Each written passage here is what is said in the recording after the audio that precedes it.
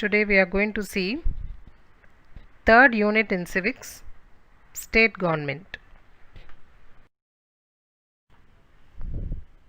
Students, this lesson consists of two parts, part 1 and part 2.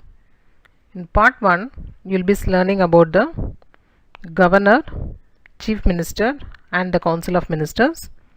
In part 2, you will be learning about state legislature and the judicial system in the state.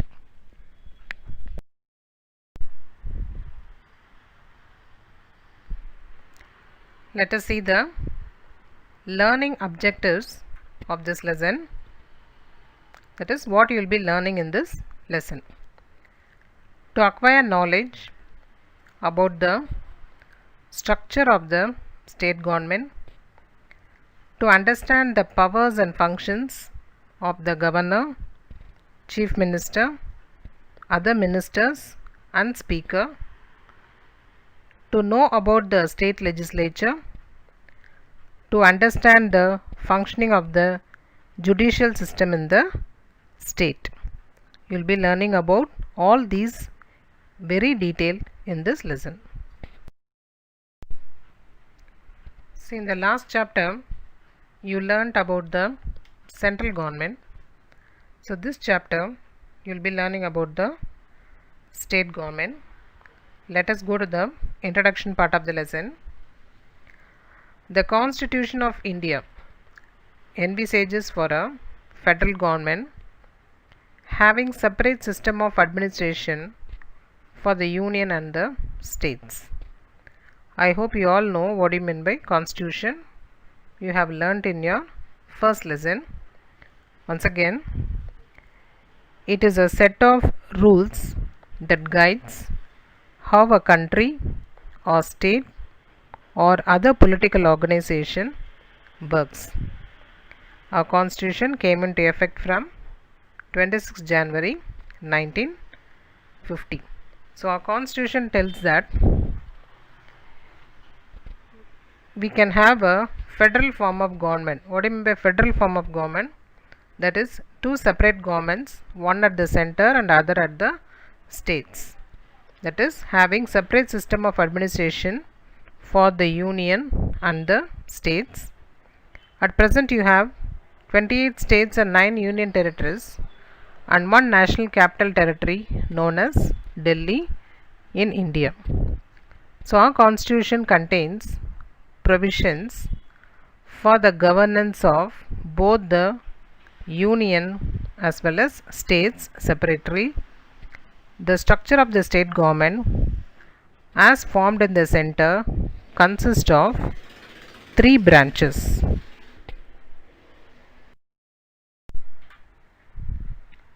Listen students, like the central government, the state government also consists of 3 branches: executive, legislature and the judiciary.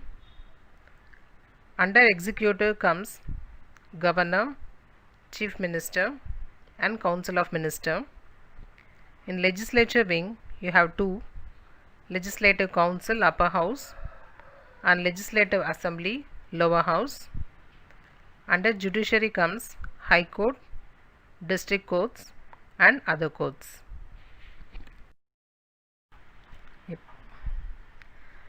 Listen students, let us now go to the first branch, the executive. So under executive we will be learning about the functions and powers of governor, chief minister and the council of ministers. Let us now first see about the governor. The governor is the constitutional head of the state executive. Yes, he is the head of the any state. There is a separate governor in each state. Each and every state will have a governor. If the situation warrants so, the same person may be appointed as a governor of 2 or more states.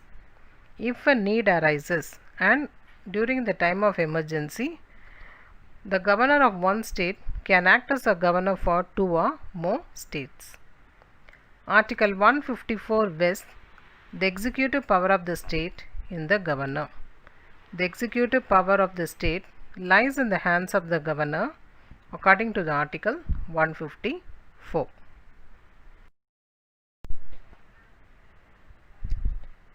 Let us now see the appointment, how these governors are appointed. The governor of a state shall be appointed by the president. Always the governor of any state will be appointed only by the President of India. His usual term of office is 5 years.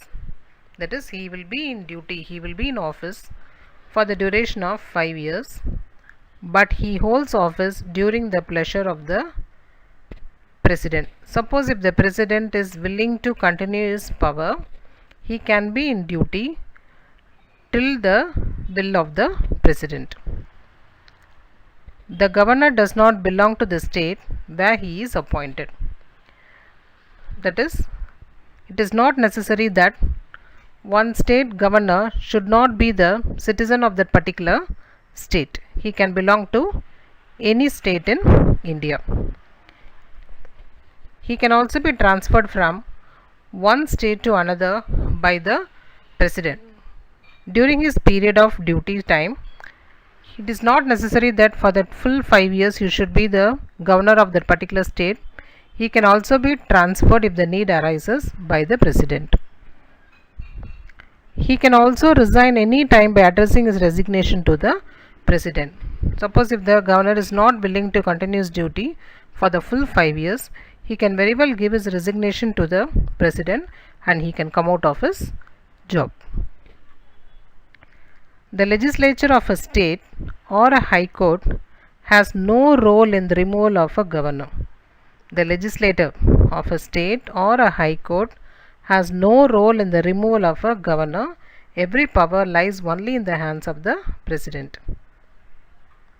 A person may be appointed as a governor for any number of terms. He can be appointed for a first 5 years. If the President is fully satisfied with his work, he can continue the governor for the next 5 years also. For any number of terms, one particular governor can be appointed as a governor for the same state or for some other states.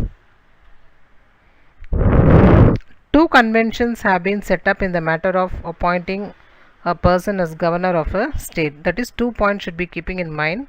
What is that? First point, he should not be a resident of the state concerned. The governor should not belong to his own state. Next, the state government concerned is consulted and its views are sought regarding the proposed choice.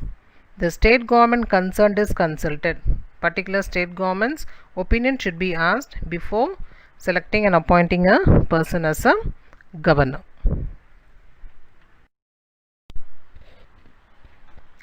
Governor of Tamil Nadu, Mr. Banwarilal Purohit.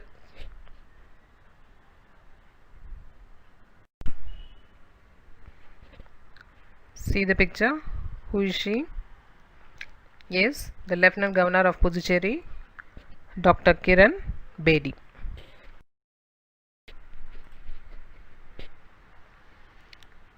Qualification to become a governor. So what are the qualifications needed to be a governor? First qualification, he should be a citizen of India. This is the first and foremost qualification to become a governor. That is, he should be a citizen. He should reside in India. He should be a citizen of India. He must have completed 35 years of age. His age should be of 35. He should not be a member of parliament or of any state legislature. He should not be a MP or MLA of any of the state. If he is a member of any of the legislature, that is, if he is a member of MLA or MP, he automatically vacates his seat on assuming the office as a governor. He should not hold any other profitable occupation. He should not have any other business or any other job. Even if he holds any business also or any occupation also, after becoming governor, it will be vacated automatically.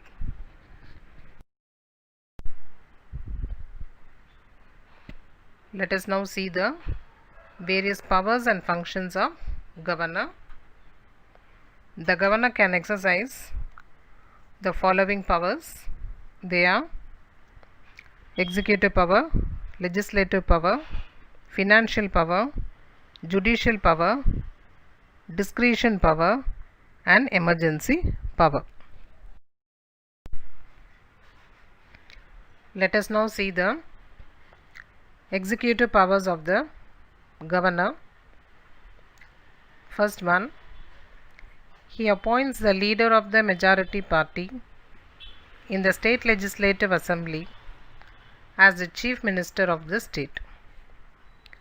That is, at the end of each election, the leader of the majority winning party in the state legislative assembly will be selected as the chief minister. His appointment will be done by the governor. Second one, he appoints other members of the council of ministers on the recommendation of the chief minister. The chief minister will select and identify the other ministers, and they will also be appointed by the governor. Third one, he appoints the chairman and members of the State Public Service Commission. What is this commission? Public Service Commission is a commission to which personal matters for all officers, excluding police, judicial, and legal officers, are referred. Next, he appoints the State Election Commissioner and determines his condition of service and tenure of office. Who is the State Election Commissioner? He is the one who is in charge of election in the state level. So he appoints this State Election Commissioner also and fixes his tenure of office, that is period of office, how long he should be in the power. Next, he acts as the Chancellor of universities in the state. He also appoints the Vice Chancellors of universities in the state. Yes, who is called as a Chancellor? Chancellor is a leader of a college or university. And last one, he directly rules the state when there is the imposition of the president's rule in the state. That is, suppose when the ruling government is cancelled due to various reasons, till the formation of the new government, president's rule will be imposed on the state and will be ruled by the governor. So these are all the executive powers of the governor. That is, he appoints the chief minister of the state, he appoints other council of ministers, he appoints chairman and members of Public Service Commission, he appoints State Election Commissioner, he acts as a Chancellor of universities. Then last, he directly rules the state when there is the imposition of the president's rule in the state. The next power that is enjoyed by the governor is legislative powers. Let us see what are its power. The governor enjoys the following legislative powers and functions. Let us see his powers. He has the right to summon, prorogue the state legislature and dissolve the state legislative assembly. That is, he has a full right to summon, that is, organize, arrange or conduct. Then prorogue. Prorogue means to cancel. Prorogue the state legislature. So he has a full right to organize and also cancel the state legislature. And if it is needed, he has every right to dissolve, completely cancel and put an end to the state legislative assembly. Second one, he can address the state legislature at the commencement of the first session after each general election and the first session of each year. Yes, the governor will not sit in the state legislative assembly, but he will address the state legislature twice in a year. That is, one at the first session of the each year, at the first meeting, he will be addressing the legislature. Next, as soon as the election is over and when the new government is formed, in the first session of the new government, the governor will address the state legislature. Did you understand this point? The governor will address the state legislature twice. One, at the commencement of the first session after each general election is over, and next, and at the first session of the each year. Next one, he can send messages to the houses of the state legislature relating to a bill pending in the legislature. If any bill is pending in any of the houses of the state legislature, then the governor send messages to that particular house. I hope you learnt in the previous chapter that if any bill is passed in the legislature, it should passes through both the house and then goes to the governor for final approval. Yes.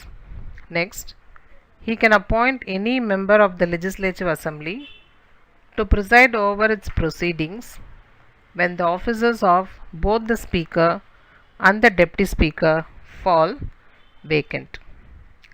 So when the vacancy is created in both the post of speaker and deputy speaker, both their posts are vacant, then the governor can appoint any member of the legislative assembly to preside over or to do the work of the speaker. He has every right to do that. Next, he can nominate one member to the state legislative assembly from the Anglo-Indian community. We all know that all the members of the state legislative assembly are elected by the people through the process of election. But one person, one Anglo-Indian people can be nominated by the governor. Who is the Anglo-Indian community people? Yes, they were the mixed Indian and British, or they may be the British descendant born or living in India. He nominates 1/6 of the members of the state legislative council from amongst the person having special knowledge or practical experiences in literature, science, art, cooperative movement and social service. That is, the governor nominates 1/6 of the members of the state legislative council, that is the upper house.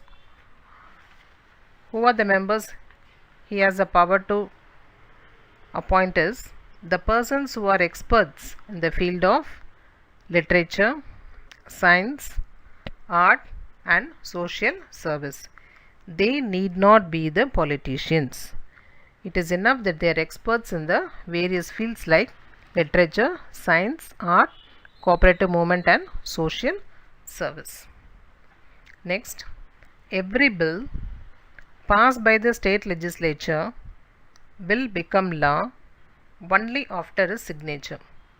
But when a bill is sent to the governor, after it is passed by the legislature, he has the options to give his assent to the bill or withhold his assent to the bill or return the bill for the reconsideration of the legislature.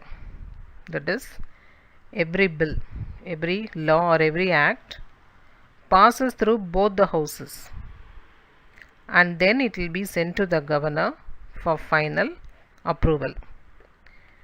When it goes to the governor, that time the governor has the power to do three things. One, to give his assent if he is highly satisfied.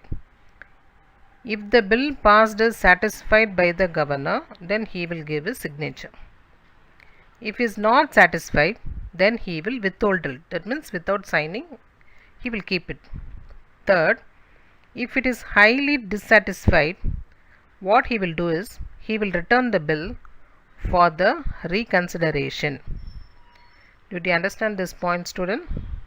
So every bill, every law passed by the state legislature will become law when only if it is signed by the governor. So first it will go to the lower house, signed by all the members, then it will go to the upper house, signed by all the members, then finally it will go to the approval of the governor. So that time the governor has 3 rights. That is, if he is highly satisfied, he will sign it. If he is not satisfied, he will withhold it. If he is fully dislike it, he will send back the bill once again to the legislature for reconsideration. Okay, next one. He can promulgate ordinances when the state legislature is not in session under Article 213, but these ordinances must be approved by the legislature within 6 months. He can also withdraw an ordinance at any time. What's the meaning of promulgate ordinances? Passing any new laws. That is, when the state legislature is not in session and if the state is under the control of the governor, then he has every right to pass a new act according to the article of 213. But this act should be approved by the legislature members within a period of 6 months. He can also withdraw an ordinance at any time. This right is being enjoyed by the governor. And the last one, he has to lay the annual reports of the State Finance Commission, the State Public Service Commission, and the Comptroller and Audit General relating to the accounts of the state before the state legislature. So it is a duty of the governor to lay the State Finance Commission, State Public Service Commission, and the Comptroller and Auditor General relating to the accounts of the state before the state legislature. So all this will be submitted by the governor in the state legislature.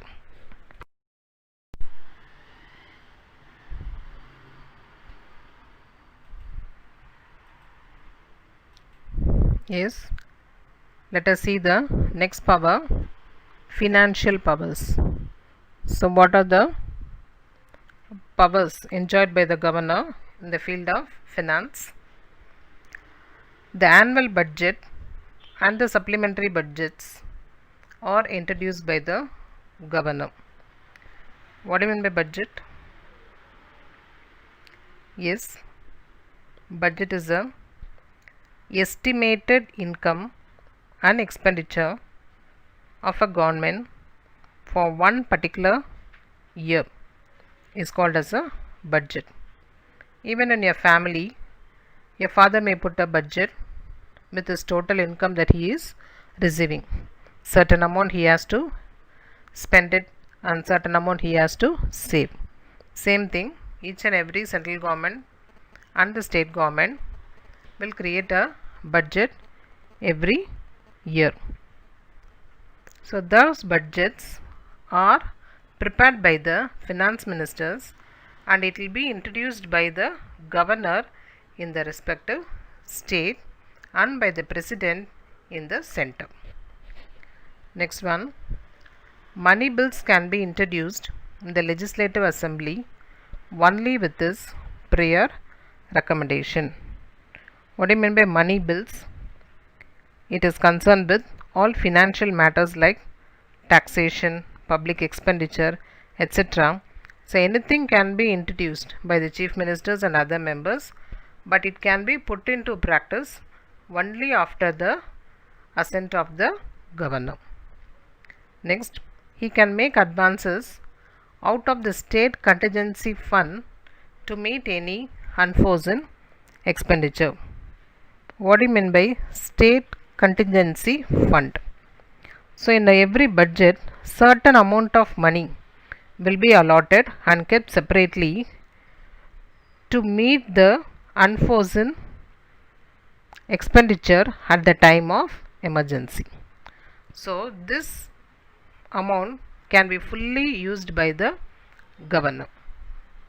Next, he constitutes a finance commission after every 5 years to review the financial positions of the panchayats and the municipalities. So he constitutes, he set up, he frames a commission called as a finance commission after every 5 years. What for? To review, to check back, to review the financial position of the each and every panchayats and the municipalities. So these are all the financial powers of the governor. That is, he introduces the budget, he introduces the money bill, then he can take advance from the contingency fund, then he constitutes a finance commission after each and every 5 years. The next power enjoyed by the governor is the judicial powers, that is dealing with judgment under high courts. So he appoints the Attorney General of the state, who is called as the Attorney General, the chief legal advisor of the state, will be appointed by the governor.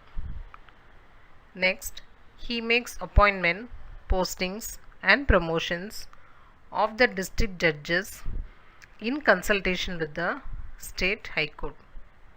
That is, he appoints the district judges, he put postings and promotion for the district judges after consulting with the state high court.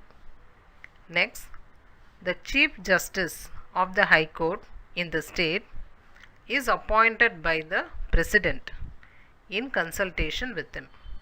Who is called as the chief justice? The head of the judges is called as a chief justice. So he is appointed by the president only after consulting with the governor. Next, he can pardon, commute or reprieve punishment on receipt of appeals for mercy except death sentence. That is, he can pardon. Pardon means he can forgive. He can commute, that is reduce the punishment, or reprieve, fully cancel the punishment on receipt of appeals for mercy. If an appeal is gone to him, then he has the right to pardon, commute or reprieve the punishment except death sentence. If a death sentence is being issued by the High Court, the governor has no right to indulge in that death sentence. Next power of the governor is the discretionary powers. That is, the governor has every right to act on his own wish. This right is called as a discretionary power. Okay, that he will accordingly act on his own. So what is the first power he has got? The governor can reserve a bill for the consideration of the president. When it comes to his office for his assent, after passing in both the houses, if he is not satisfied, he will withhold the bill for the consideration of the president. Next, he can call the leader of any party to form ministry in the state when there is no clear-cut majority to any party in the legislative assembly after the general election. I hope you all know what I mean by election. It will be conducted once in 5 years. Many parties will be contesting in the election, and whichever party is getting the majority seats will be ruling the state, and the leader of that particular majority party will be selected as the chief minister. Suppose in any of the election, in any of the parties not getting any majority, then at that situation the governor has every right to call the leader of any party to form ministry in the state. This right was given to the governor. Third, he can dismiss the council of ministers when it is unable to prove the confidence of the legislative assembly. That is, he can every right to dismiss the council of ministers along with the chief minister if they were unable to prove the confidence of the legislative assembly. Suppose nowadays none of the parties forming the majority, they are forming a coalition government, that is joining with the other party and forming a government. At one situation, if any conflicts arises between these two parties and the other party moves out from the ruling party, then this ruling party will not have the majority seats. At that time, the governor has every right to dismiss the entire ministry. Yes, next power is the emergency power. Only the governor and the president can enjoy this power. Yes, what is that? If the governor is satisfied that the government of the state is not carried on in accordance with the provisions of the constitution, he may, under Article 356, recommend to the president to impose president rule in that state. As soon as the president rule is imposed, the administration of the state is carried on by the governor as the representative of the president. Listen, student, if the governor is satisfied that the government of the state is not carried on in accordance with the provisions of the constitution, if the governor feels that the ruling party is not ruling the government properly following all the constitution rules, then what he do is, he may, according to the article of 356, immediately recommend to the president, that is inform to the president, request to the president to impose, that is to bring in president rule in that state. That is, no longer that particular state will be ruled by the ministers. Instead, it will be controlled by the president and the governor. So that rule is called as the president rule. So as soon as the president rule is imposed, what will happen? The administration of the state is carried on by the governor as the representative of the president. On behalf of the president, the governor will take in charge of the state, and the ministers and chief ministers will not take care of the state. This rule is called as the president's rule. Understood? In short, we can say, if the governor feels that ruling party is not ruling properly, he immediately informed to the president to impose the president rule, and then onwards the state will come under the control of the governor. Privileges of the governor. Privileges. Extra power that has been enjoyed by the governor. What is it? So this power has been given according to the constitution of Article 361(1). Provides for the following privileges for the governor. The governor of a state is not be answerable to any court for the exercise and performance of the powers and duties of his office, or for any act done or purporting to be done by him in the exercise and performance of these powers and duties. So no court can ask a question to the governor whether he is doing all his duties well. Next, no process for the arrest or imprisonment of the governor of a state shall issue from any court during his term of office. The governor need not be arrested, cannot be arrested or imprisoned by any of the court during his term of office as a governor. So the two privileges is, nobody can ask a question to the governor regarding his duties. Second, he cannot be arrested by any of the court during his term of office. Yes, we have finished seeing about the governor. Next we are going to see about the chief minister. Who is the chief minister? How is he appointed? How is being selected? What are his functions? What are his duties? Everything we are going to see.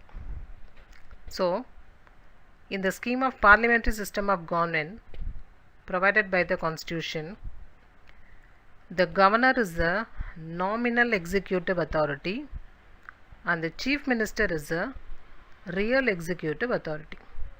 So our system of government is a parliamentary system of government. So our constitution provides that two persons are ruling the state. One is governor, another one is the chief minister. Governor is a nominal executive authority. That is, he will be nominating and looking after what is going on in the state. And the chief minister is the real executive authority. The chief minister is the one who is really ruling the state.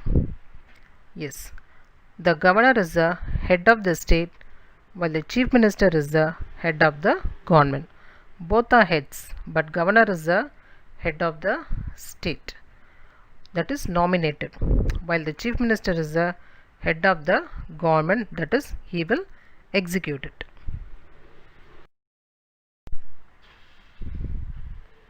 Yes, see the image. Who is he? The chief minister of Tamil Nadu, Mr. Edappadi K. Palaniswamy. And next, the chief minister of Pondicherry, Mr. V. Narayanaswamy.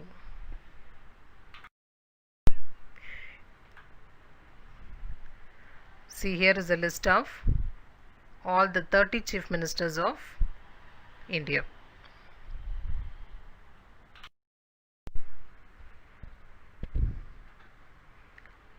Yes, let us now see the appointment of the chief minister.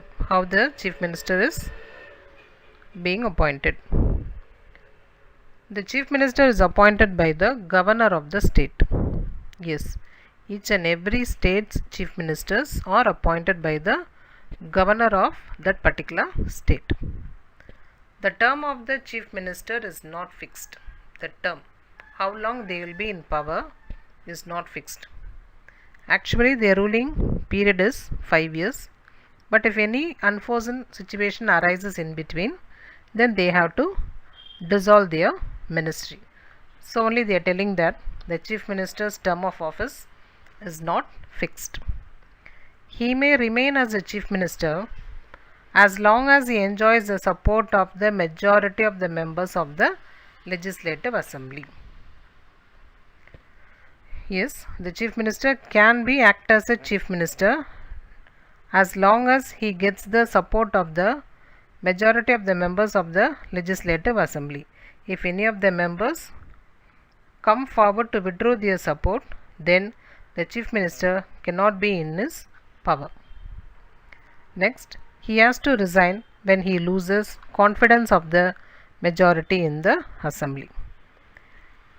Yes, the majority party leader only will be acting as a chief minister. Suppose he loses his majority in between, then he has to resign from the post.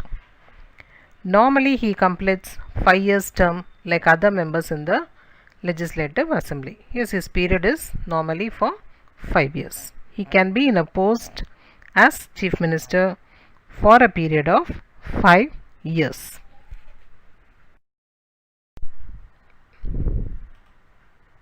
Next we are going to see the topic powers and functions of chief ministers.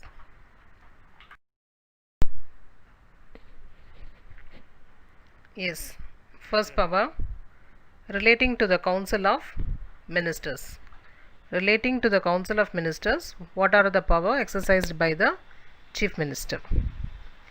The chief minister recommends the person who can be appointed as ministers by governor.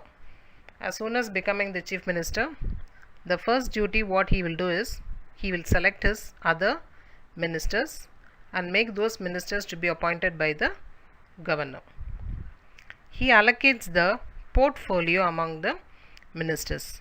What do you mean by portfolio? The different departments. Which minister is going to take care of which department? Example, transport department, education department, such and such like that. Okay. Third, he shuffles and reshuffles his ministry. He has every right to shuffles, that is keep on changing the ministry from one department to the other department. He presides over the meetings of the Council of Ministers and influences its decision. When meeting takes place among the Council of Ministers, he is the one who will preside. That is under his control. The entire meeting will be taking place and influences decision. He will tell his decision that is to be followed by the other ministers. He guides, directs, controls and coordinates the activities of all the ministers. All the ministers are under his control. Even though they are the ministers of different departments, the chief minister is the whole sole responsible for all the departments. So always he will guide, direct them, that is help them, keep in control them and coordinate with them all the activities of all the ministers. Yes, let us now see the power and functions of the chief minister relating to the governor. So chief minister advises the governor to appoint certain officials. Who are those officials? Advocate General of the state, State Election Commissioner, Chairman and members of the State Public Service Commission, Chairman and members of the State Planning Commission, Chairman and members of the State Finance Commission. All these officials are being selected by the chief minister and are being appointed by the governor on the advices of the chief minister. Yes, next is power of chief minister relating to state legislature. The chief minister advises the governor with regard to the summoning, that is organizing, and proroguing, that is cancelling the sessions of the, that is meeting of the state legislature. He announces the government policies on the floor of the house, that is in the lower house, legislative assembly. He announces the government policies. He can introduce the bills in the legislative assembly. Any money bills like tax, expenditure, everything can be introduced by the CM in the legislative assembly. He can recommend for the dissolution of the, that is cancel of the legislative assembly to the governor at any time. These are all the powers enjoyed by this chief minister relating to the state legislature. Yes, next important topic, Council of Ministers. How are they selected? Who is appointing them? What are their functions and duties? Let us see now. The Council of Ministers are collectively responsible to the state legislatures. So this group of ministers are together collectively responsible, have their responsible, collective responsible will be there to the state legislature. All the members of the Council of Ministers must be the members of the state legislature. That is, all the ministers should be the member of state legislature, that is, they should be a MLAs. Only the MLAs can become the ministers. Those who are not the members at the time of their appointment must secure their seats in the legislature within a period of 6 months. So anybody can be appointed as a minister even if they are not an MLA, provided within a period of 6 months they should be selected as an MLA by standing in any one of the constituency in the state. If a no confidence motion is passed by the legislative assembly, the state ministry shall resign. If the majority is lost by the ruling party, then the entire ministry resigns, that is, all the ministers, including the chief minister, should resign. According to the article 163(1), there shall be a council of ministers. There can be a group of ministers with the chief minister as the head. With the chief minister at the head, what for? To aid, to support and advise the governor in the exercise of his functions, that is, to do his functions.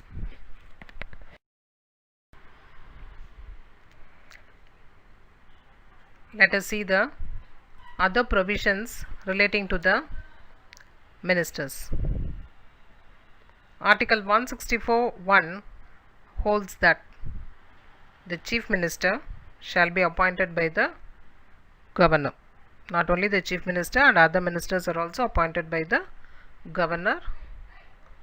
Next, Article 164(1)(a) states that the total number of ministers, including the chief minister, in the council of ministers in a state shall not exceed 15% of the total number of members of the legislative assembly.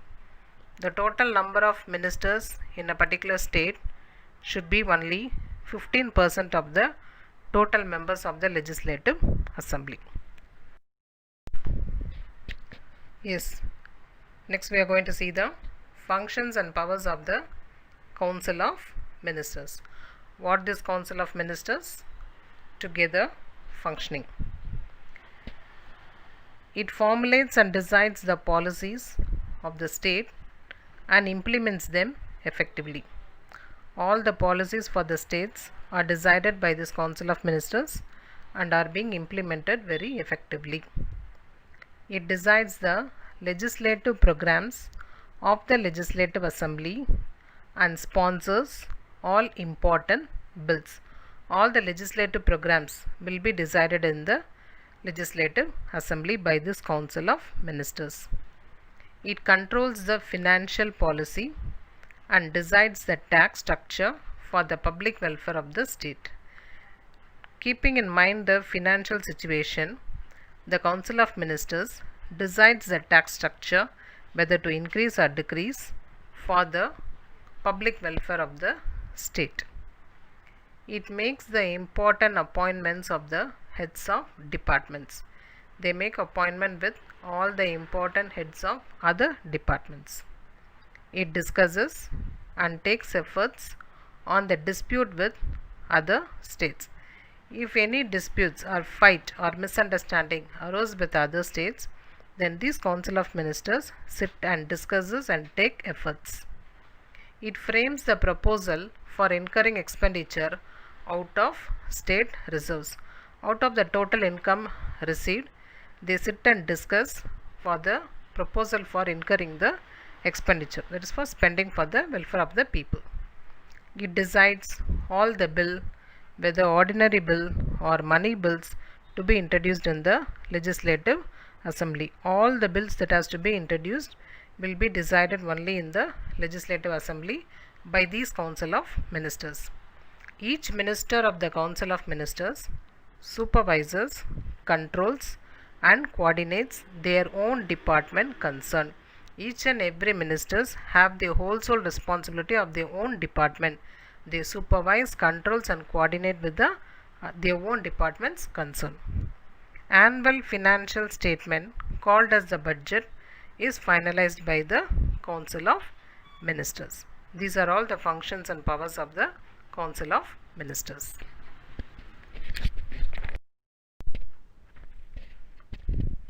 Students, so far we have seen about the governor and the chief minister.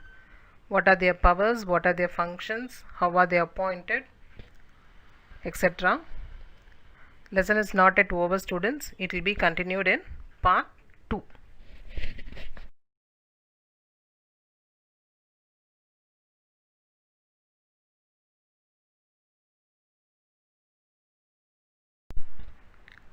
Today we are going to see Third unit in civics, state government. Welcome you all students to this part 2.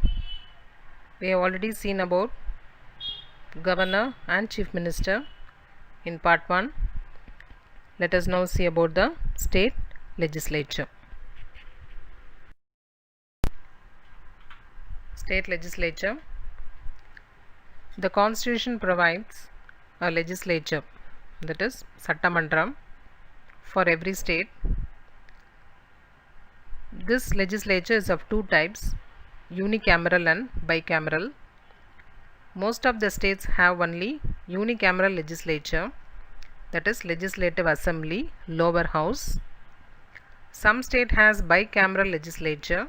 For example, states like Bihar, Karnataka, Maharashtra, Uttar Pradesh, Andhra Pradesh and Telangana has bicameral legislature.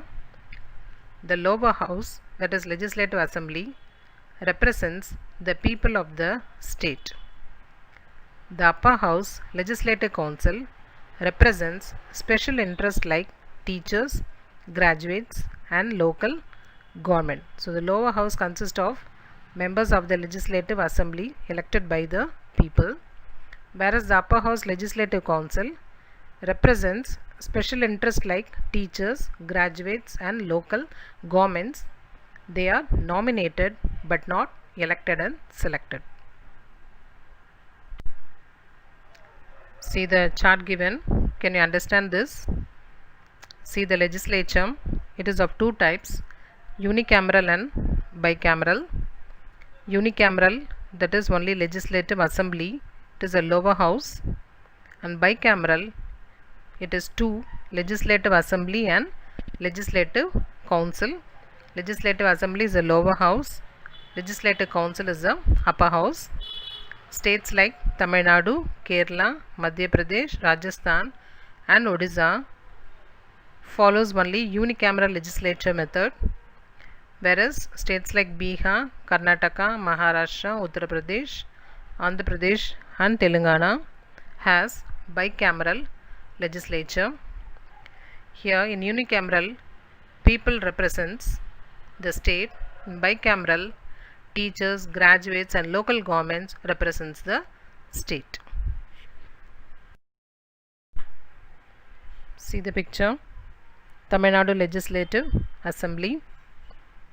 Where it is? Yes, it's in Chennai. In Tamil Nadu, according to the strength of Legislative Assembly, 234 members. So the number of ministers may be up to 36, that is 15% of 234. Let us now see the first one, lower house, the Legislative Assembly. The Legislative Assembly is a popular house. When you compare the lower house and the upper house, that is Legislative Assembly and Legislative Council, the most popular house is a Legislative Assembly. It is the real center of power in the state. The entire power rests in the hands of the Legislative Assembly. It consists of members directly elected by the people on the basis of adult franchise. So all the members of the Legislative Assembly are elected through the process of election by the people on the basis of adult franchise. What do you mean by adult franchise? Every citizen above the age of 18 in India has the right to vote. This is called as a adult franchise. The strength of the assembly varies from state to state. So based on the area of the state, it has been varying. For example, if you take Tamil Nadu, you have 234 members, whereas Kerala, it is only 140. If you take Pondicherry, the Union Territory, the strength is only 30. See, however, the maximum strength of the assembly must not exceed 500. That is, the member of the Legislative Assembly should not cross 500. That is, the maximum should be the 500, and its minimum strength not be below the 60. Each and every legislative assembly should consist of at least 60 members. So the range varies from 60 to 500. The term of office of the legislative assembly is 5 years. These people can be in power for 5 years. The size of the legislative council cannot be more than 1/3 of the membership of the legislative assembly of that state, but its size cannot be less than 40. So legislative council size cannot be less than 40, and how it is calculated means it should not be more than 1/3 of the membership of the legislative assembly. So based on the legislative assembly members, the members of the legislative council is also fixed for each and every state.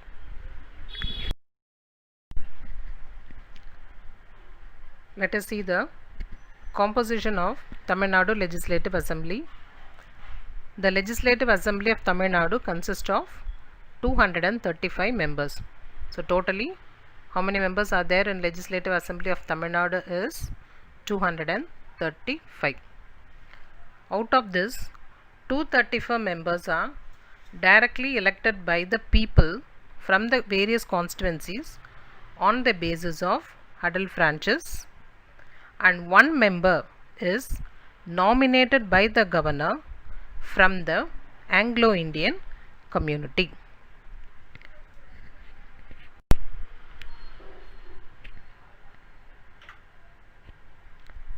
You see the picture, you can very clearly understand Tamil Nadu state. The total number of legislative members are 235.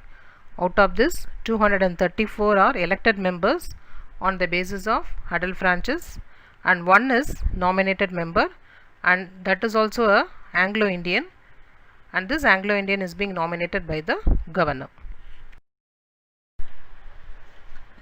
Yes, next very important topic, cabinet and cabinet committees. What is a cabinet?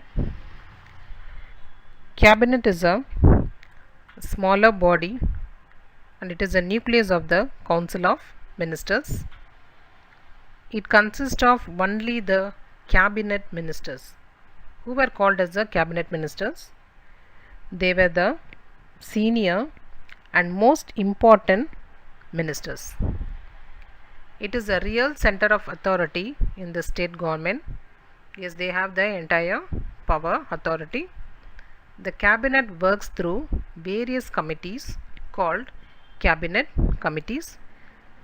They have been divided into many committees, and the cabinet works through these committees. They are of two types, standing and ad hoc. The former one is of permanent in nature, while the latter are of temporary in nature.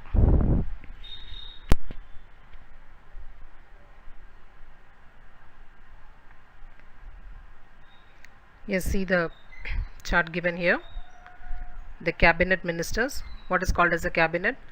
Senior and most important ministers are called as cabinet ministers.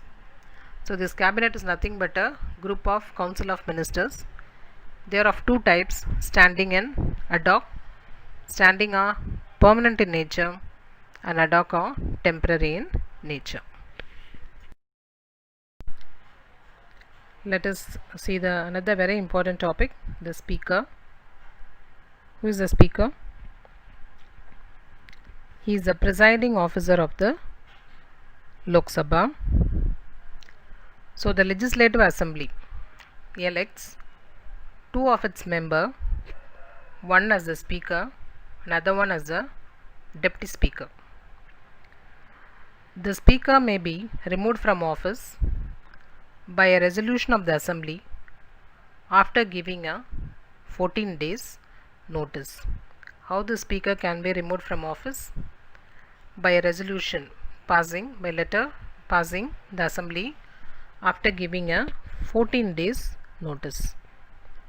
Such a resolution must be passed by a majority of the members present at the time of voting. Such a resolution must be passed when it has to be passed by a majority of the members present at the time of voting. The speaker does not vacate his office when the assembly is dissolved. When the ruling party doesn't have a majority, the entire ministry has to resign. Even then, the speaker does not vacate his office. He continues to be the speaker until the first sitting of the new assembly or the first sitting of the new government. While the office of the speaker is vacant, the deputy speaker performs this function. When the speaker is not present, if it is vacant, the seat is vacant, all his works will be performed by the next person, deputy speaker.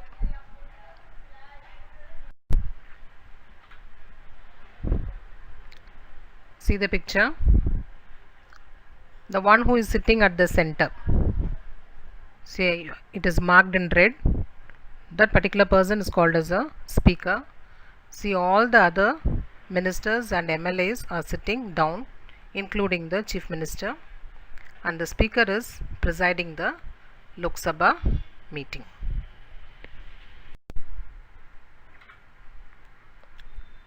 Yes, the speaker and deputy speaker of Tamil Nadu is portrayed here. The speaker of Tamil Nadu Assembly, Mr. P. Dhanabal, and the deputy speaker of Tamil Nadu Assembly, Mr. Jayaraman. See the speaker and deputy speaker of Pondicherry. Speaker of Puducherry Assembly, Mr. V.P. Sivakolandu, and deputy speaker of Puducherry Assembly, Mr. M.N.R. Balan.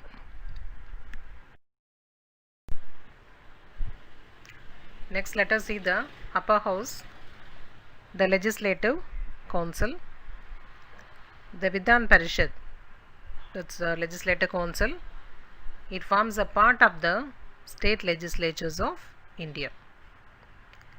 It is a permanent house because it cannot be dissolved like that of the state legislative assembly, which is temporary.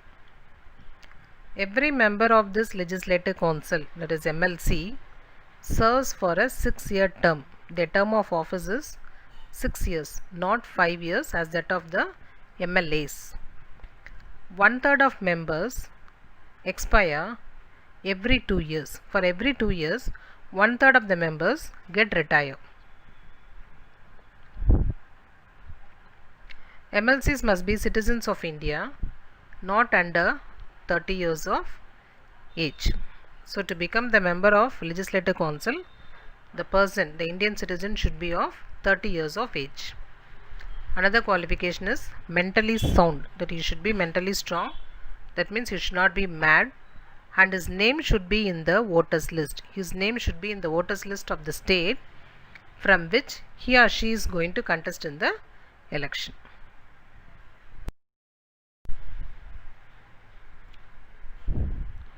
Next, election to this legislative council. How this legislative council members are elected.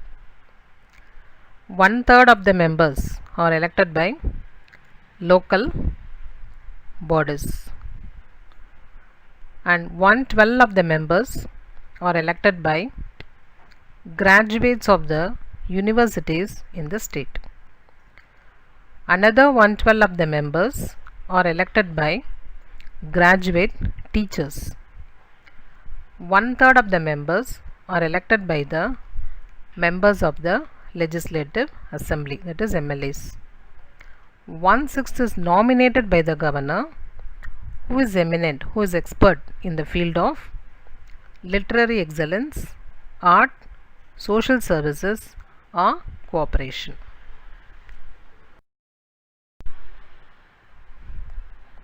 Yes, next heading is the chairman. The presiding officer of the Lok Sabha is the speaker.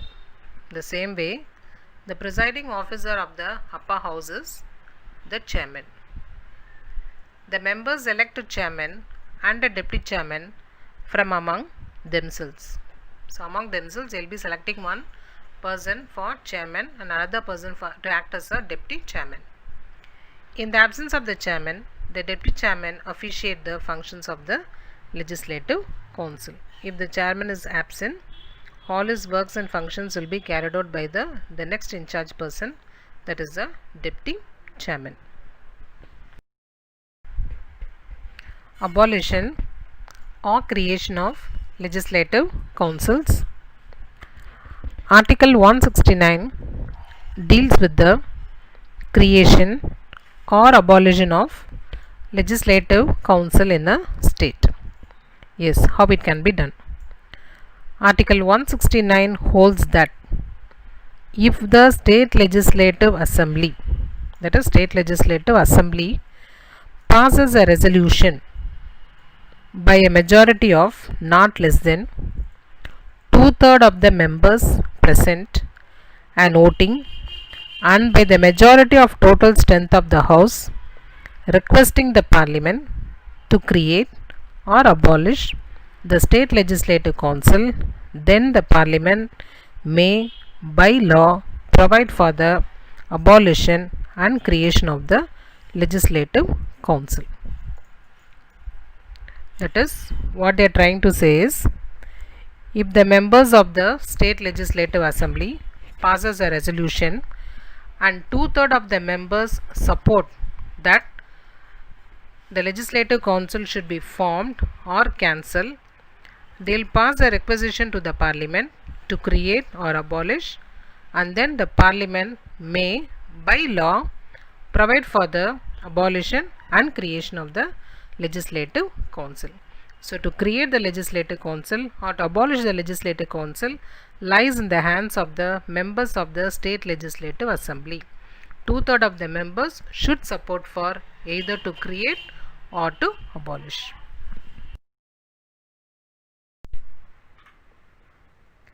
Functions of the state legislature. So in this topic you will be learning about the legislative power, financial power, and the controls over the executive.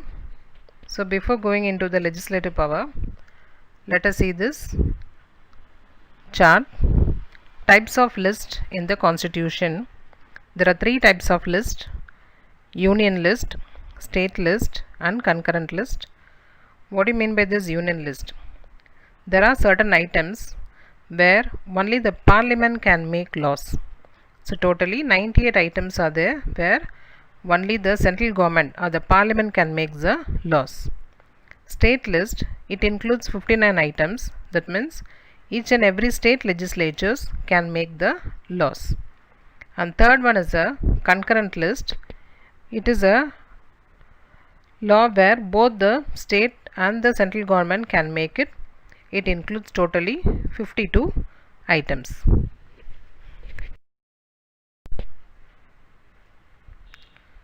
Now let us see the legislative powers.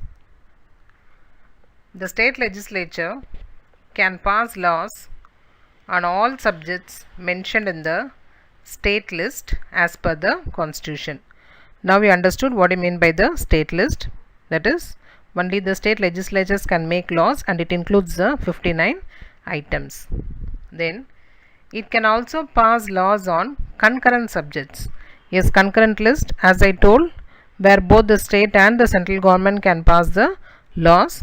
So it can also pass laws on concurrent subjects. The state made law in a concurrent subject will become inoperative when the center also passes a law on the same subject.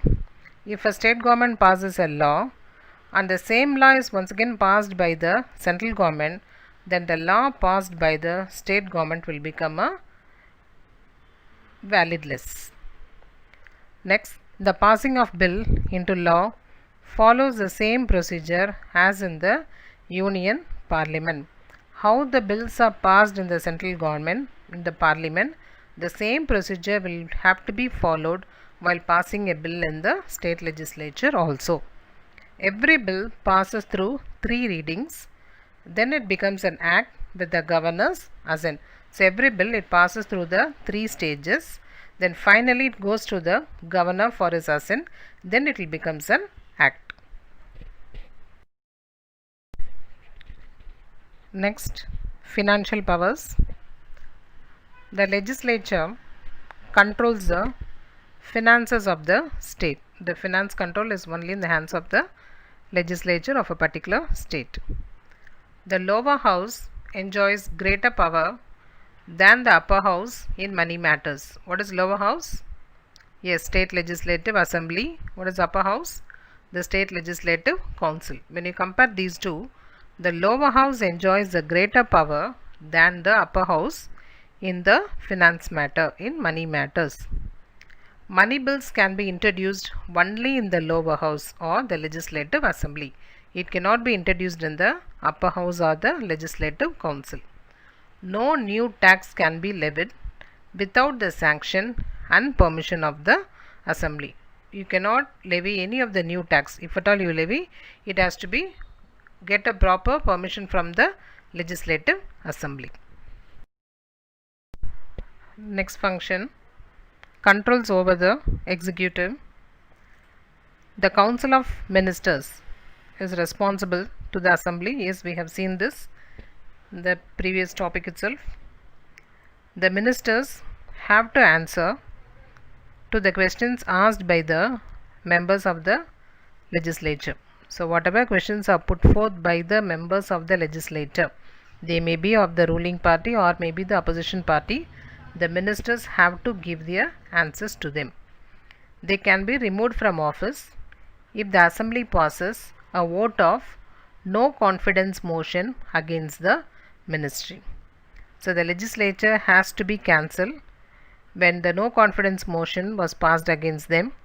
What do you mean by this no confidence motion? It is a statement or vote about whether a person in a position of responsibility is no longer deemed fit to hold that position. A voting will be done whether the ruling party has the majority. If they show the majority, then they can be in their power. If not, they have to resign their ministry.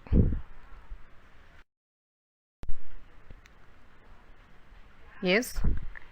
Next important topic, judiciary of state. Can you guess what picture is that? Yes, right. It's a picture of Chennai High Court. Yes. Let us see about the High Courts. The institution of High Court originated in India in 1862 during the British period. The High Courts were set up at, so in their period, the High Courts were set up at Calcutta, Bombay and Madras. Later, each province in British India came to have its own High Court. That is, beginning we had High Courts only in 3 places, Calcutta, Bombay and Madras. Later, each province in British India came to have their own High Court. After 1950, a High Court existing in a province became the High Court for the corresponding state. The High Courts are the highest courts at state level. So after 1950, what happens? A High Court started to exist in all the provinces of the British India, and it became the High Court for that corresponding states. Then the High Courts are the highest courts at state level even today.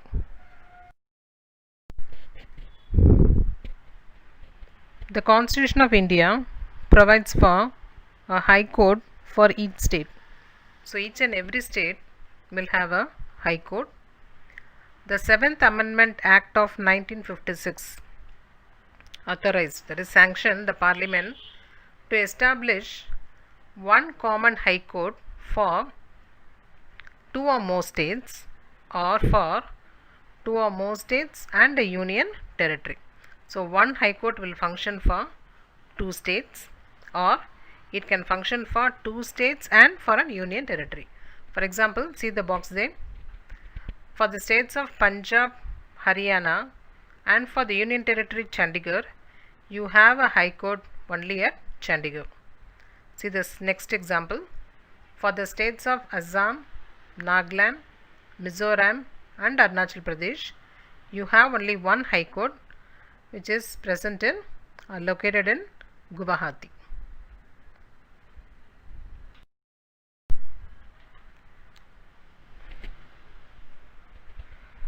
The High Court of Guwahati has its benches in Itanagar, Kohima and Aizawl, the capitals of all the states.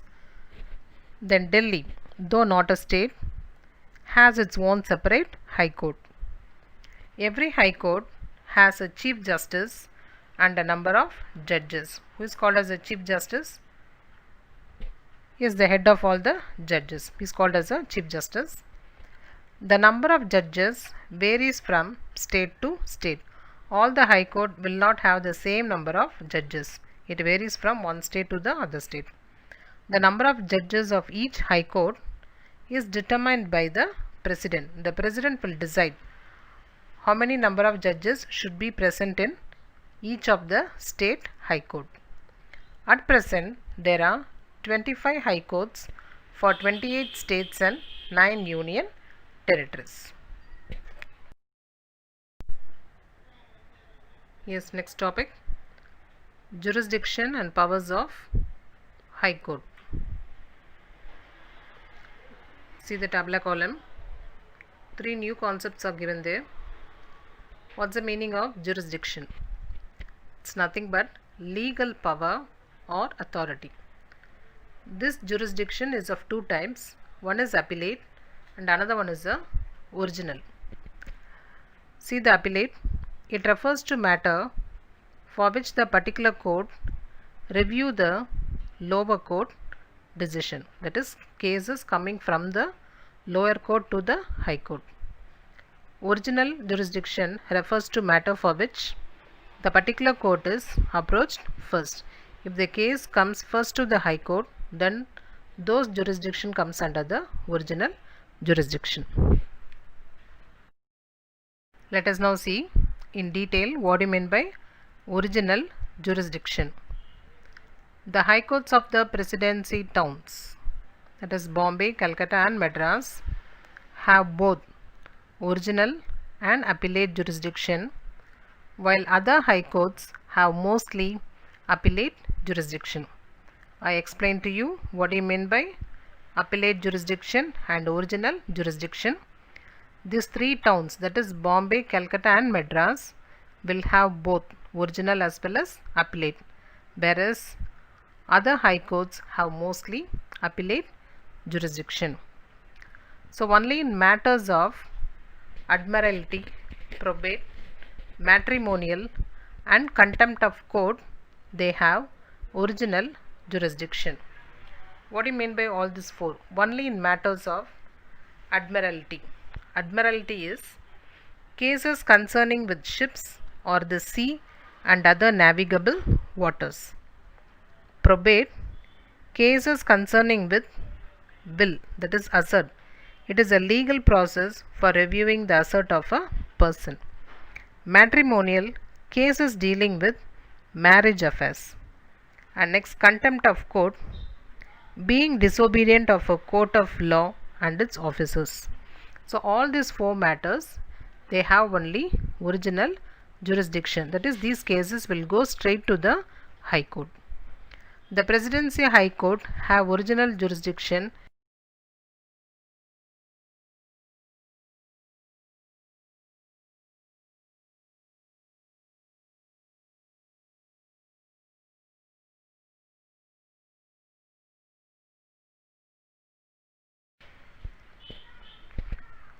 appellate jurisdiction.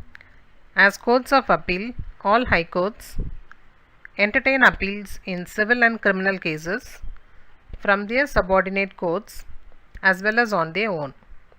They have, however, no jurisdiction over tribunals established under the laws relating to the armed forces of the country. Listen students, both the civil and criminal cases will be heard in each and every lower court and the judgment will be given. If the given judgment is not satisfied, then the people can appeal to the High Court. Those type of cases which are coming from lower court to the High Court for second hearing is called as appellate jurisdiction. But however, the cases relating to the armed forces, that is military, cannot come under appellate.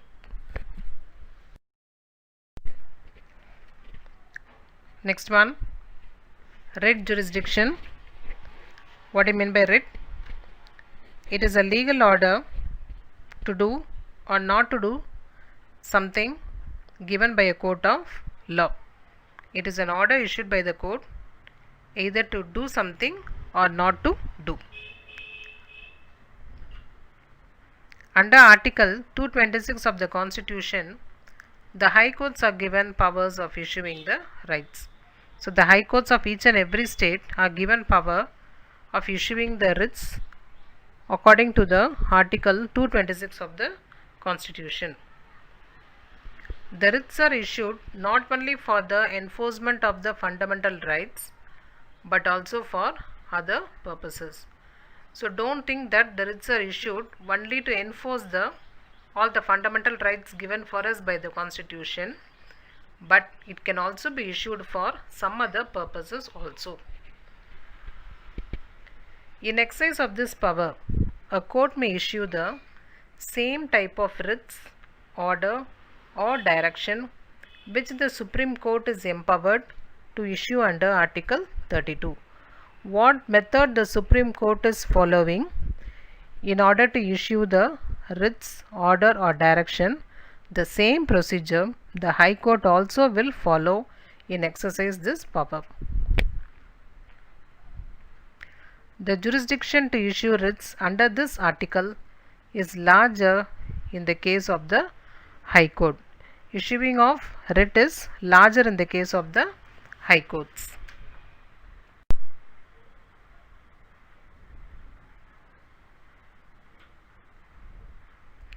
The Supreme Court can issue them only when the fundamental right has been infringed. Supreme Court has the right to issue the writ only when the fundamental right has been infringed. What is the meaning of infringe? To break a law or a rule or an agreement. High Court can issue them not only in such cases but also where an ordinary legal right has been infringed. See, High Court will issue a writ only when the fundamental right has been infringed. But High Court can issue them not only for such cases but also even for an ordinary legal right has been infringed, it can issue a writ. It has the power to issue the 5 kinds of writs. What are the 5 kinds? Habeas corpus, mandamus, prohibition, quo warranto and certiorari. Habeas corpus, mandamus, prohibition, quo warranto and last one certiorari. See the 5 kinds of writs issued by the High Court. Habeas corpus, mandamus, prohibition, quo warranto and certiorari. Habeas corpus, it is issued to arrest a person and to be brought before a judge. Mandamus, issued to a person to perform a public or statutory duty. Prohibition, issued by a superior court to the lower court, directing it not to proceed with a case which does not fall under its jurisdiction. Quo warranto, issued to ensure that the person holding a public office to which he is not entitled. Certiorari, order by which a higher court reviews a case tried in a lower court. These are the 5 different types of writs issued by the High Court.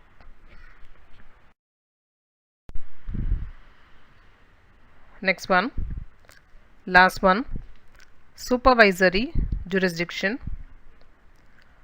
High Court has the power of superintendence over all courts and tribunals functioning in its territorial jurisdiction.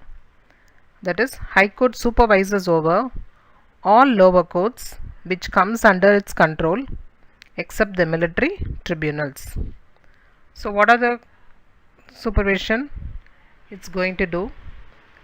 call for returns from them, make and issue general rules and prescribe forms for regulating the practice and proceedings of them, prescribe forms in which books, entries and accounts are to be kept by them, and settle the fees payable to the sheriff, clerks, officers and legal practitioners of them. Yes, it will be asking for a report regarding each and every cases. A prescribed forms will be given in which books, entries and accounts are to be kept by them. Make and issue general rules and prescribe forms for regulating the practice and proceedings of each and every cases, and settle the fees payable to the sheriff, clerks, officers and other legal practitioners of them, who is called as the sheriff. Sheriff is a principal law enforcement officer in a country.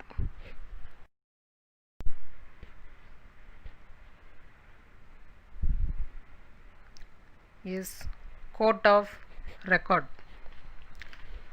So all the decisions and decrees issued by the High Court are printed and are kept as a record for future references by the court as well as by the lawyers in such a way need arises. Thus, it also acts as a court of record. All the decision and decrees. What's the meaning of decrees? An official order given by a government. So all the decision and order issued by the High Court are printed and are kept as a record in a book form. This record can be verified for future reference both by the court as well as by the lawyer if the need arises. Thus, it acts as a court of record.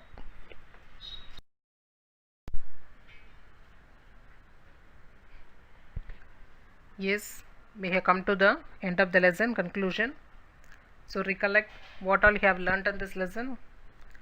Yes, we have seen the state governments, three branches: executive, legislature, judiciary. Under executive, we have discussed about the governor, chief minister, the council of ministers, their powers, their function, their appointment, everything. And in legislature, we have seen the two houses: legislative council, upper house; legislative assembly, lower house, and how the persons are selected, what are their term of office, what are their duties, what are their powers, what are their functions.